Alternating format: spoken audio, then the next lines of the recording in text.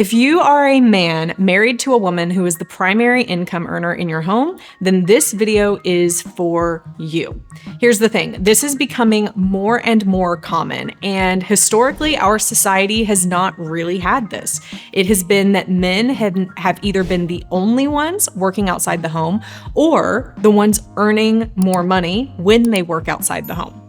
But over the past couple of decades, really, but especially over the past 10 years, it is more and more common that women are having highly successful jobs, becoming business owners, C-suite level, all of those things. Still not at the rate of men, but more common. And it affects your marriage. And I'm going to explain why and what you specifically, as the husband of a woman who is working at a high level in business, can do about it. So here's what we have to understand. When women work outside the home and when they work more outside the home, we are beginning to see that actually this may end up causing a higher divorce rate for these marriages, unless you understand what's really going on and what you need to do in order to save your marriage from divorce when this is your situation. Part of this is because men are the ones primed to have the desire to provide and protect. You know this, you're the man. And so there's likely a part of you, even if you fully support your wife, there's likely a part of you that wishes that you were the one. I know because I've even seen it from my husband. He has said before, he is my biggest cheerleader. I know that for sure. But he has also expressed the desire he wished that I didn't have that burden on me. He has said that he supports me, but that he ultimately just wants to make $1 more than me so that he can know that he is doing his part. My husband does his part in a lot of ways, and he does bring in money and an income, but it looks different, and it looks different than what I do. And honestly, there are years where I bring in more than he does. Here's what you need to know about me and most women. I would say 90 to 95% of women who are the primary income earners don't care about the money. I'm going to talk more about that in a minute.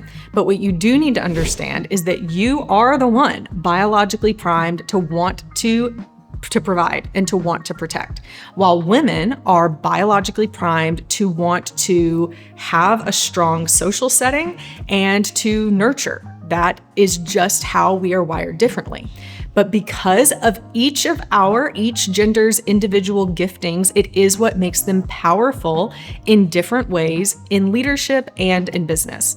And so that's one of the reasons that female entrepreneurs, female C-suite leaders, female business owners are so successful, because there's natural giftings that we have as women that can really help make great organizations.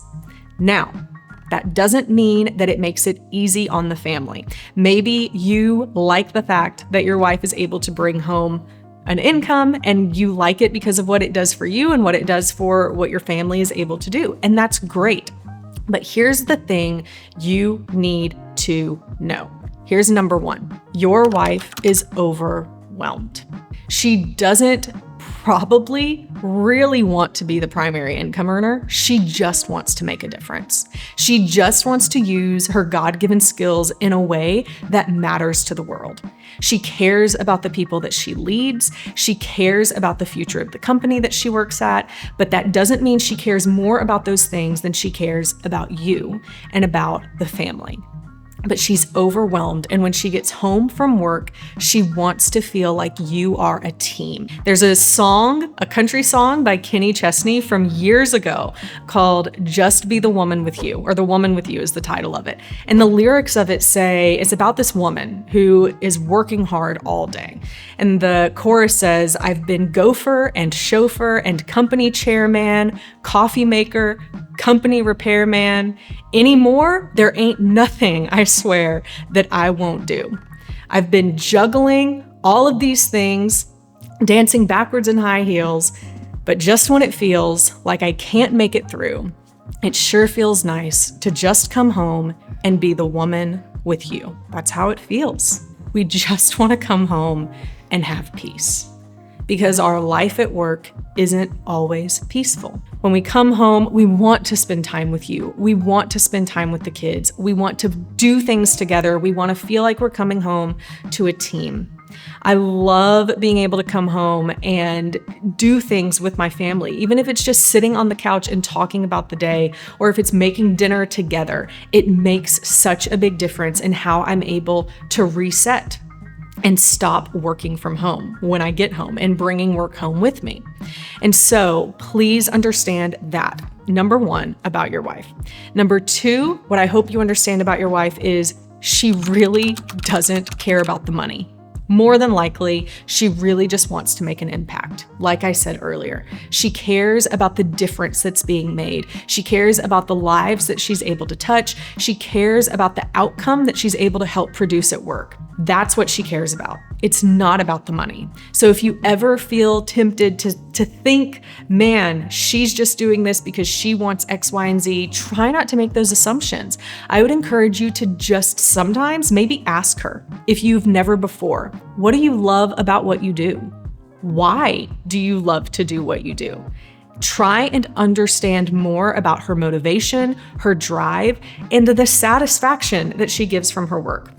And I think that can help you as you and if you start to feel resentful about the success that she's having and start comparing yourself to her, because that is a trap that I promise you don't want to fall in. Your wife is not trying to compete with you. Your wife sees you as part of the team. You are a part of her team. You as a couple, literally the basic definition of a marriage is that you are a team together. You are agreeing and committing to be there for each other to get through all of the trials that life throws at you as one, as a team, doing it together. Therefore, keep that mindset. She's on your side, you should be on hers. She should be on your side, and you should be on hers. That's the way that you need to approach all of the situations that are thrown at you. And number three, you may need to step up. You may need to step up if you're the kind of person, if you're the kind of husband who is not wanting to step on her toes, who's scared of making her mad, who has really let her run the ship because you don't want to upset her. Here's the thing. If your wife is a super strong personality, a fast decision maker, likes to make things happen, is in a type A personality, then she wants someone to challenge her. And you may be sitting there, if you're someone who's a slower processor, who is more conflict avoidant, who doesn't like the fast pace that maybe your wife moves at, you may feel like you just need to keep your mouth shut or to do what she wants in order for her to be happy. I am here to tell you it's not what she wants. It's not what she wants.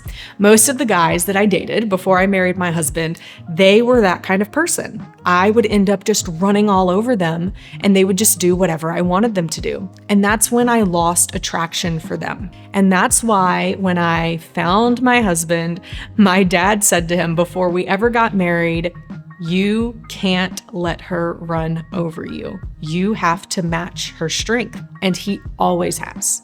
My husband makes decisions. He picks date night ideas. He figures things out. Sometimes it's not what I would have chosen. And you know what? Sometimes I am mad at the choice he made, but I respect the fact that he steps up and he makes things happen. So if you are the kind of man who has been scared to do that because you don't want to step on her toes, it's time for you to start taking some ownership and start stepping up. Now, I don't know exactly what that looks like in your situation, and I'm not saying that you need to become a bulldozer and that you just need to start making decisions without thinking about her or the outcome or anything like that, but it could literally be as easy as when she comes home from work, exhausted, exasperated, and says, "What's for dinner?" Instead of you saying, "Well, what do you want?" Just say, "Let's go here. Let's do this." Start making some small decisions because she does not want to make all of them. I promise, your wife does not want to make all of these decisions. She wants someone to be a strength equal to her, just as she is to be a strength equal to you. And that should be the way that you approach things. The goal isn't for you to be the same. And your marriage can work extremely well, even if your wife is the primary income earner. But You need to make sure that you are respected. You need to make sure that she feels respected. And here's the thing, marriages can thrive as long as both people feel liked, loved, and respected. So make sure you are doing your part. Make sure that you're not making assumptions about your wife or why she's doing what she's doing, because that will just lead to more resentment. And see this as an opportunity for you to grow together as a team. I would love for you to comment below. Has this felt like your situation? And if so, how? How have you allowed your wife, being the primary income earner, maybe to hurt your own self-esteem or to stop you from making decisions that you know you've needed to make as the husband? What have you learned from this video that is going to help change that trajectory in order to save your marriage and make it better? Leave it in the chat. I would love to know. I also would love for you to subscribe so that you can get notifications every time we release new videos, which is very often videos that will help you save your marriage. Until next time, remember, there is always hope.